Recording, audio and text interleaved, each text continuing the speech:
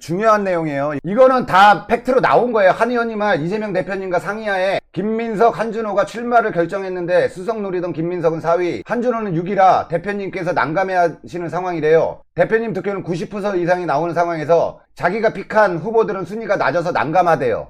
이번 후보들 중에 픽한 사람은 너 최고위원 나와라 한 사람은 김민석하고 한준호밖에 없어요. 픽했다는 거는 대표님이 최고위원 나오라는 건 같이 일을 하고 싶다라는 얘기, 필요에 의해서 쓰겠다는 얘기입니다. 김민석, 한준호가. 김민석 악마시키는데 김민석에 대해서 하나씩 짚어봅시다. 예전에 1996년 2002년 1등 국회의원 활동 최우수가 김민석이었어요. 2등이 이해차, 3등이 추미애. 자, 국회가 열리지 않았을 때도 정책자료집과 리포트를 한 달에 1, 2회씩 냈다. 국정감사 때 4-5개씩 자료집을 제출한 최초의 국회의원이었다. 공부하지 않는 정치인만큼 나쁜 것은 없다고 생각했다. 자꾸 악마를 시키니까 제가 팩트체크 해드리는 거예요. 예전에 2000년대에 세계 100대 지도자에 선정됐습니다. 여기 김민석 얼굴 있죠. 자, 정치자금법 관련 2002년도에 22년 전 거 서울시장 선거 당시 중앙당의 과실로 정치자금법에 멍해 2009년 원해시설의 친구와 후원자들의 도움을 문제 삼아 다시 구속, 100일 만에 자유. 김민석에 들이댄 잣대와 똑같은 잣대를 들이댄다면 과연 누가 살아남을까? 자, 그리고 노무현 대통령 자서전 운명이다에 나옵니다. 후보 단일화를 해야만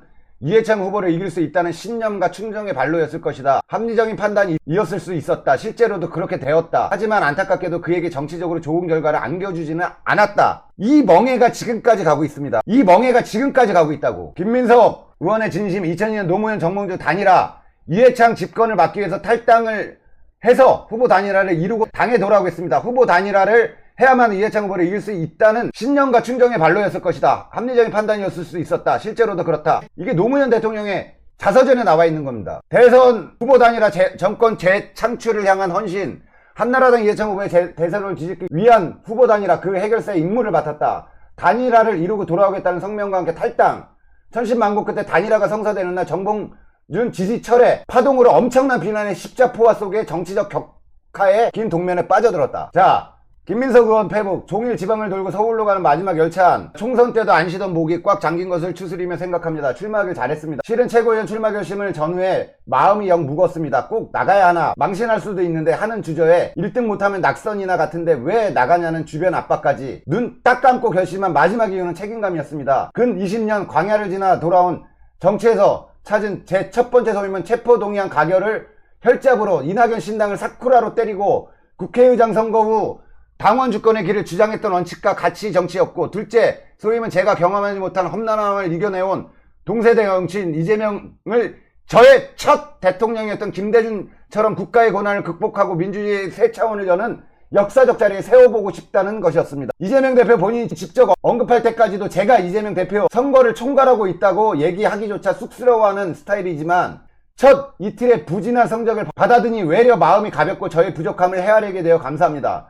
저는 일을 아는 사람입니다. 당과 이재명 대표께 필요하리라는 사명감에서 나왔고 제 모든 걸 올인해 집권의 길을 닦을 것입니다. 부족함을 전속력으로 채워가겠습니다. 걱정을 끼친 분들께, 걱정하고 격려해주신 모든 분들께 도와주십시오. 차하선 의원이 최고위원은 안 나옵니다. 나온 이유는 이재명 대통령 만들기 위해서 나온 거예요. 대표님이 픽을 했고 필요하고 대선 가기 위해서는 김민석이라는 전략적 동지가 필요하다라고 생각해서 나오라고 한 겁니다. 그리고 이거 가지고 계속 딴지를 걸었는데 조국 혁신당 신장식 대변인께서 제가 지난 총선 당시 교섭단체 요건 10석 완화를 얘기한 바 있다고 말씀하신 것은 사실과 다릅니다. 이걸로 엄청나게 공격했죠. 김민석 죽어도 안 된다는 사람들, 당시 정책 발표까지 담당하던 상황실장으로서 3월 27일에 제기된 국민의힘 측의 정치개혁안 발표에 대응하는 차원에서 정치 관련 정책 발표를 했고, 주요 공약 발표 후 당 연구원에서 취합한 자료에 나온 교섭단체 요건 완화도 논의 및 검토 과제로 제기한 바 있으나 숫자 등에 대한 언론의 질문에 구체적 문제는 차후 검토 사항임을 명확히 했습니다. 그 10석 완화설, 발의설 등이 있기에 조국 대표께도 명확히 그런 취지가 아니었음을 말씀드릴 바 있습니다. 당시 언론과의 문답을 확인해 보셔도 명확히 확인될 수 있을 것입니다. 장기적 논의 사항이라는 것과 구체적으로 10석 완화를 얘기했다는 것은 전혀 다른 일이니 조국 혁신당에서도 유념해 주시기 바랍니다. 이걸로 김민석 안 된다고 엄청나게, 김민석 안 된다고 얘기하는 게 뭐예요? 아까 얘기했던 것들, 탈당했던 거, 그리고 이거, 그리고 김민웅 동생이라는 거. 신장식이 오바해서 얘기한 거라고. 아니라고. 근데 그게 마치 신장식 이야기가 맞는 마냥 김민석이 조국당 띄워주려고 열석으로 낮춘다. 그래서 안 된다, 김민석. 신장식이 오바해서 없는 소리 한 겁니다. 그걸 가지고 마치 김민석이 조국당에 협조한 열석으로 완화해 주는 것처럼 참 답답합니다. 자, 이제 김민석 잡들이 하시던 분들 됐습니까? 이제 김민석 죽어도 안 된다라고 얘기하는 분들 됐냐고. 이제 최소한 우리가 대표님이 원하는 2명은, 1명은 수석을 만들어줘야 되고 1명은 후보위원을 만들어줘야 될 거 아니야. 지금 제가 봤을 때는 김민석 원픽에 넣고 상황에 따라 좀 다른데 일단은 또 한준호도 밀어야 됩니다.